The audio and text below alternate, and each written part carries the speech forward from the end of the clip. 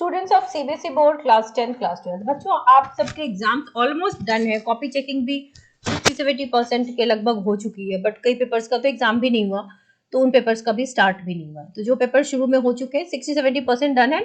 Students are getting very good marks, चाहे वो English का पेपर हो, एसएसटी का पेपर हो, साइंस का पेपर हो, क्लास 12 में फिजिक्स का पेपर हो, केमिस्ट्री का पेपर और भी सब्जेक्ट के पेपर है, they are getting good marks, no doubts about it. But जिन बच्चों की पेपर खाली गई है, बच्चे ब्लैंक हो गए, फ्रीज हो गए और नहीं लिख पाए या 5-7 नंबर का लिख करके चले आए हैं, उनके लिए कुछ इंफॉर्मेशन आपके साथ, बेसिक इंफॉर्मेशन, कुछ बेसिक टर्मिनोलॉजी जाननी जरूरी है। क्या होगा अगर हमारी किसी एक सब्जेक्ट में कंपार्टमेंट आ जाती है तो क्या होगा? बेटा, अगर आपने 6 सब्जेक्ट लिए हैं तो आपको सीबीएसई कहती है कि 5 में पास हो जाओ 33% से।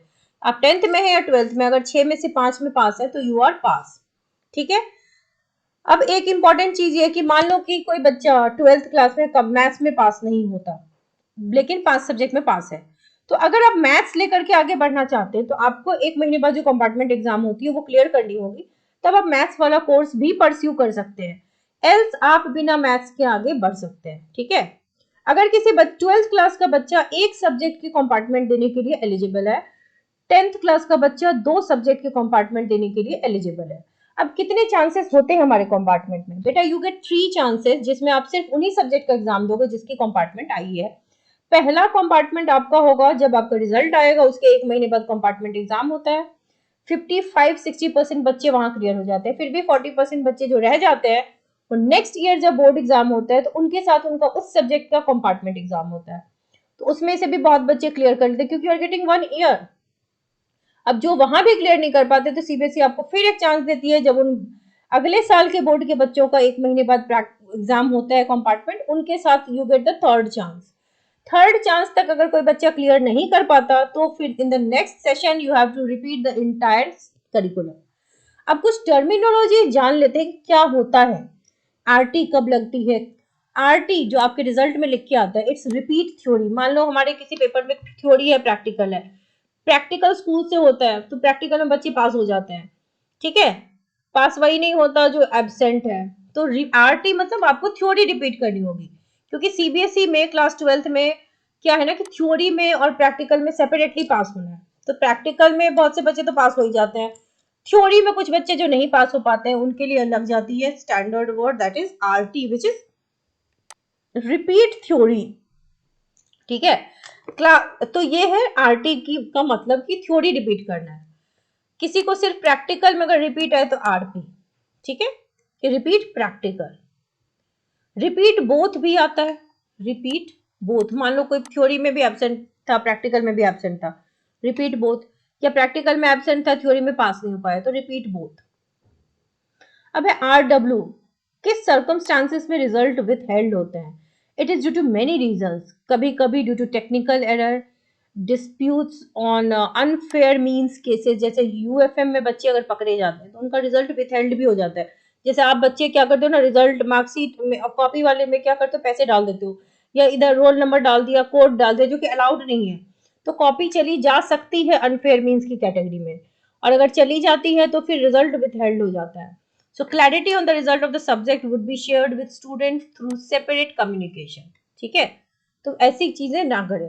रिजल्ट लेटर, आरएल कब आता है? ड्यू टू द, जैसे पैंडेमिक का सिचुएशन था, फ्यू पेपर्स वर कैंसल्ड, तो the board had release the evaluation criteria for such papers, जो पेपर कैंसिल हो गए थे, और उसमें लग गया था रिजल्ट लेटर, क्योंकि उन सब्जेक्ट्स का रिजल्ट लेटर अनाउंस्ड होगा। कंपार्टमेंट, आजकल ये कंपार्टमेंट वर्ड जो है वो सप्लीमेंट्री में चेंज कर दिया गया है, हालांकि एक ही बात है, कोई चेंज नहीं है। स्टैंड्स फॉर कंपार्टमेंट, यानी कि जो बच्चा 33% क्राइटेरिया को मीट ना कर पाए, 10th वाले थ्योरी प्लस प्रैक्टिकल मिलाकर अगर 33 ले आए तो वो पास है। 12th वाला थ्योरी अगर 70 मार्क्स का है तो उसमें 23 लाना पड़ेगा, और 80 मार्क्स की थ्योरी में 26 लाना पड़ेगा, तब वो थ्योरी में पास है। प्रैक्टिकल में तो देखो ऑलमोस्ट 99.9% बच्चे पास हो जाते हैं। और ये कितने सब्जेक्ट में बेटा? आपको 5 सब्जेक्ट्स में, 5 सब्जेक्ट में अगर आप पास हैं 33% इन 5 सब्जेक्ट्स, तो आप पास हो जाते हैं, क्योंकि there is a best of 5 policy also, जिसमें आप 5 में पास है तो पास है। अब ये क्या है? 4 बार x, it is a new abbreviation, जो न्यू नहीं रहा, 2-3 साल से यूज हो रहा है। इसको कहते हैं इम्प्रूवमेंट एग्जाम। मान लो हम पास है, हमें अपनी, जैसे मान लो कि कई बच्चों को जेई देना है, 75% क्राइटेरिया भाई साहब मीट नहीं हुई, आप पास तो हैं लेकिन आपको अपने मार्क्स बढ़ाने हैं, तो फिर से जब कंपार्टमेंट एग्जाम होगा ना, तो ये बच्चे देते हैं इम्प्रूवमेंट एग्जाम, अपने स्कोर को इम्प्रूव कराने की कोशिश करते हैं, ठीक है। So this is essential for students who have appeared for 6 subjects. हाँ, वो भी दे सकते हैं जो 6 सब्जेक्ट में से 5 में पास है, 1 में पास नहीं है, वो भी दे सकते हैं, या अपने स्कोर को इनहांस करना हो आपको तो इम्प्रूवमेंट एग्जाम देते हैं। कई बार क्या होता है कि बोर्ड में मान लो आपको 80 में से आया था 55, ठीक है, आपने इम्प्रूवमेंट दे दिया, इम्प्रूवमेंट एग्जाम में आ गया मान लो कि 45, तो बच्चे थोड़ा वरीड हो जाते हैं कि अब हमारा नंबर तो घट गया क्या, तो नहीं, घटा नहीं है, बेस्ट ऑफ 2 ही सिलेक्ट करते हैं, तो पहला वाला वैलिड होगा। अगर मान लो कि फर्स्ट टाइम किसी को आया था 45 और सेकेंड टाइम आपका आ गया 20, आप पास नहीं हो पाए, लग गई कंपार्टमेंट, तो क्या सचमुच कंपार्टमेंट है? नो, ये रिजल्ट वैलिड नहीं है, फिर आपका पुराना मार्क्स वैलिड है। तो इम्प्रूवमेंट एग्जाम जिन बच्चों को देना है, मान लो 75% क्राइटेरिया नहीं मीट होती है, तो टेंशन लेने की बात नहीं है, there is an improvement exam also जो आप दे सकते हैं और अपने परसेंटेज को एनहांस कर सकते हैं। अब है इसेंशियल रिपीट जो होता है ईआर, यानी कि मान लो 2 से ज्यादा सब्जेक्ट में कंपार्टमेंट आ गई है, ठीक है, तो अब बच्चे का कंपार्टमेंट देने से काम नहीं चलेगा, उनको पूरा साल रिपीट करना होगा, ठीक है। नेक्स्ट ईयर जब सारे सब्जेक्ट्स के एग्जाम देने होते हैं, क्योंकि सीबीएसई ने फेल का वर्ड जो है वो अपने लिस्ट से निकाल दिया है, तो it is essential repeat.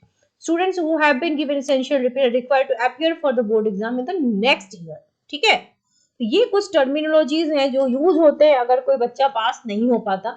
It is a hard fact कि 100% रिजल्ट नहीं होता है, मैक्सिमम टू मैक्सिमम सीबीएसई का रिजल्ट 95% जाता है 10th में, 91, 92, 93 के बीच रेंज करता है 12th का रिजल्ट। 12th में पासिंग क्राइटेरिया डिफिकल्ट है, क्वेश्चन डिफिकल्ट है, सो बच्चों को दौड़ी मार पड़ती है, क्वेश्चन डिफिकल्ट होता जा रहा है, पासिंग क्राइटेरिया इज डिफिकल्ट, या तो थ्योरी प्लस प्रैक्टिकल मिला करके कर देते हैं। एक और चीज, कुछ बच्चे बार बार लिखते हैं कमेंट सेक्शन में विच इज वैलिड, कि क्या इस साल से 2 बोर्ड एग्जाम हो सकता है, अगर हो जाए तो विच इज वेरी गुड, क्योंकि बच्चों को फिर कंपार्टमेंट में फॉल नहीं करना पड़ेगा, और जिन बच्चों को रिजल्ट मान लो कि खराब आ गया, कम आ गया, वो दोबारा एग्जाम दे लेंगे। सीबीएसई को कंसिडर करना चाहिए इस चीज को। आई एम रिक्वेस्टिंग सीबीएसई की बच्चों की इस बात को सुने, समझे और दोबारा एग्जाम लेने की कोशिश करें। सी, कुछ क्वेश्चंस देखते हैं आपके। सेट 1 वाज डिफिकल्ट, यस बेटा, स्टैंडर्ड वाला सेट डिफिकल्ट था, even basic mathematics for 10th was difficult, 12th का भी वैसा ही हाल था। न्यूटन ने paper, yes paper was actually very difficult, चाहे कोई भी सेट का बच्चा हो यही कह रहा है कि पेपर वाज वेरी डिफिकल्ट। तो बेटा डोंट वरी, आपको मॉडरेशन मिलेगी, आपको ग्रेस भी मिलेगा, आपको अटेम्प्ट के नंबर भी मिलेंगे, आपकी स्टेप मार्किंग भी होगी, और अगर आपने 6 सब्जेक्ट लिया है तो आपके पास बेस्ट ऑफ 5 भी है, so nothing to worry about. अगर आप लिख के आए हैं तो टेंशन मत लो, अगर नहीं लिख के आए हो तो भी टेंशन मत लो, टेंशन लेने से तो कोई होने वाला नहीं है सॉर्ट आउट। टेंशन, अगर अगर आपने नहीं भी लिखा है तो बेटा प्रिपेयर फॉर दैट सब्जेक्ट, अपने ही पढ़ाई से आपको हेल्प मिलेगी। And PYQs are very important, अभी आगे के पेपर्स के लिए भी 5 साल के पीवाईक्यूज जरूर देख के जाइए, क्योंकि क्वेश्चन वहां से आते हैं बेटा, सेम नहीं आएंगे तो सिमिलर क्वेश्चन आएंगे। सो आई होप आपको क्लैरिटी मिली हो थोड़ी सी। रेस्ट नेक्स्ट वीडियो में डिस्कस करते हैं, do right in the comment section, आपके डाउट्स क्लियर करने की कोशिश करूंगी।